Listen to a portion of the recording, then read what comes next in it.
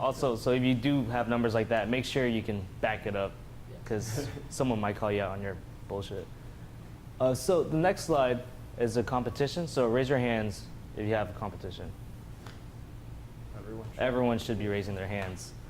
So an investor wants to know that you have competition to know if this is a market worth pursuing.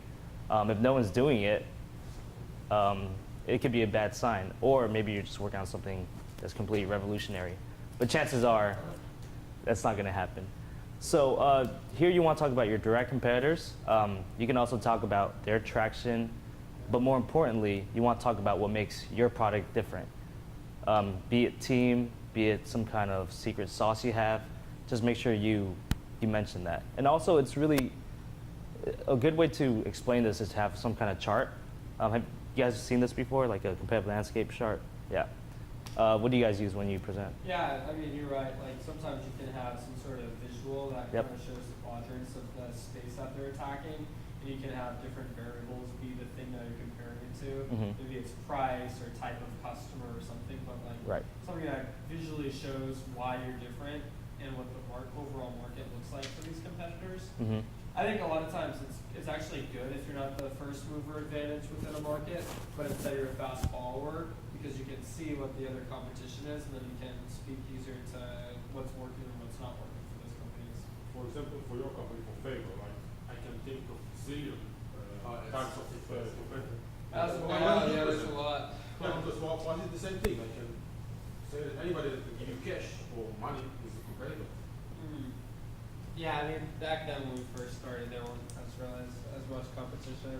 When we first were talking about it, there were a lot of regionalized mom and pops locations that didn't even have mobile ordering yet. And so we were able to talk about how it's mobile first. And then we also had a bunch of competitors who they would only allow you to get deliveries from their partners. And on our platform, you could order from places that were not our partners, so you could get anything. And those were the two pieces that were truly different and novel. And so we spoke to those elements. What did you present as competitors? Like conservative delivery services, or something like Get or Uber, which you can generate a delivery which is not existent? Well, back then it was like, it was traditional. It was like DoorDash and Postmates for the main guys, and then local players. Depending on our audience. Like we were in Austin, where we're from, we were pitching, like we talk about local guys. But if we were in the Valley, we'd talk about the startups that were like at seed stage in the Valley. Now it's way different now.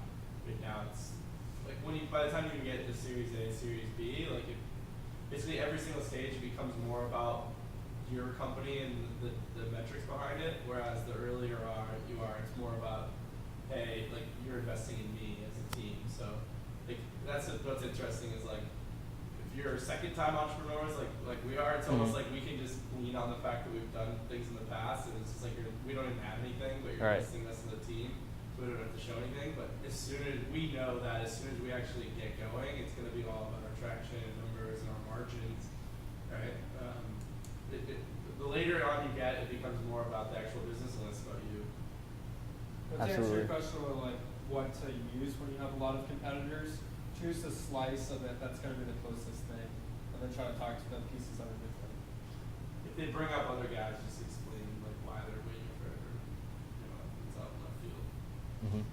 And then sometimes when you don't think you have competitors, and I've had tons of students that have it, there's always a competitor, whether it's a process of how the customer actually takes that action right now, whether they're communicating through Slack and then picking something out, like, I don't know, a group of friends that want to pick out a restaurant, and you're building an app that really just presents 3 restaurants for them and they can vote on it. How are they doing it now?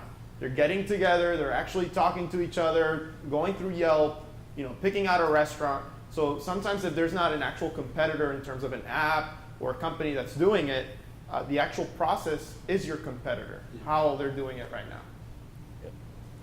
Cool. All right, so next thing you want to show is your go-to-market strategy. It kind of goes along with your competitive advantage. So an example we always like to use is Tinder, and it kind of goes to growth hacking as well. So what Tinder did in the beginning is they got a bunch of sorority sisters together, and they said, download our app.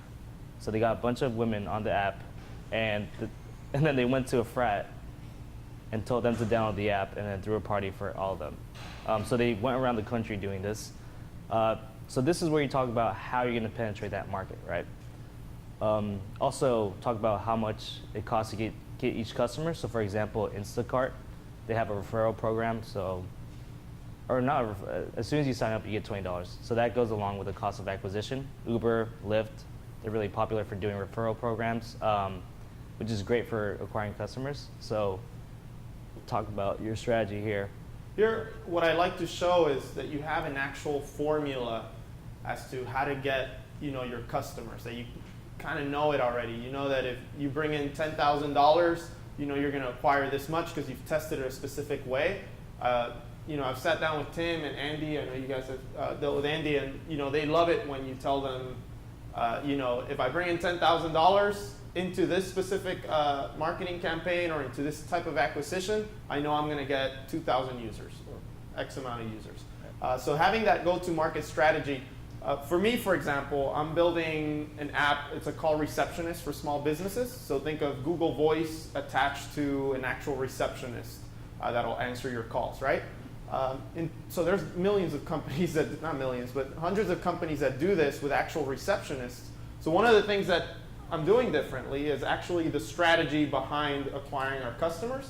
So I've built a list of over 15,000 mom and pop shops around the country that sell mobile devices. And what we're doing is we're partnering with these stores and offering it to the small businesses that walk into these stores. So it's a completely different strategy that no one else really has tried in this specific market. And that's one of the things that makes us different, how we're acquiring those customers in that market strategy. So something else on the slide. So a lot of times founders, they think that they'll have some sort of message that's like, we have XYZ traction, and guess what? We haven't spent any money on marketing yet. And I actually think that's like not a good thing to say. I actually think it's better to have some of your money allocated towards trying a couple of these things, because it will give you an early read on how much it's going to cost to acquire customers and which channels, aka like how you're speaking to the customers, and what's working and what's not working. So toy around with a couple customer acquisition strategies. And the more money you're raising, the more this matters, because it's pretty likely that you're going to use a lot of your money to acquire customers. So the more money you're raising, the more money it matters that you have your cost of acquisition figured out. Yeah, it becomes like super data backed and with the later stage stuff. Like last year we spent many millions of dollars on customer acquisition, and you get more predictable with those rates, and then something's off and it's on the alarms. Any cool strategies, like go-to-market strategies that you guys are trying out in your businesses? Like, how are you acquiring customers right now? Well, it's purely organic. Okay. So for the Play Store. For the what? Play Store. Oh, okay, Yes, gotcha. Play Store. Uh-huh. Nothing else? Do you have any other? Well, only news, and like when we go in a list of hot startups in Brazil, there is a lot of new customers, but purely organic. We didn't spend anything yet. I think something else too. I think that when you start spending a lot of money, you want to make sure that you have product market fit first. Like sometimes, like if you're spending a bunch of money and those people are not converting deeper in the funnel, or the people that are converting don't come back at all, there's very poor retention, then you shouldn't be spending a lot of money on customer acquisition. But once you do have product market fit, you need to rely on other sources other than organic, because it's all about capitalizing on the opportunity as fast as possible, and that requires a lot of cash behind it. So like we get a lot of customers through organic as a source, but we get even more customers if we do paid. So we always layer in much more paid with it. Now that we have product.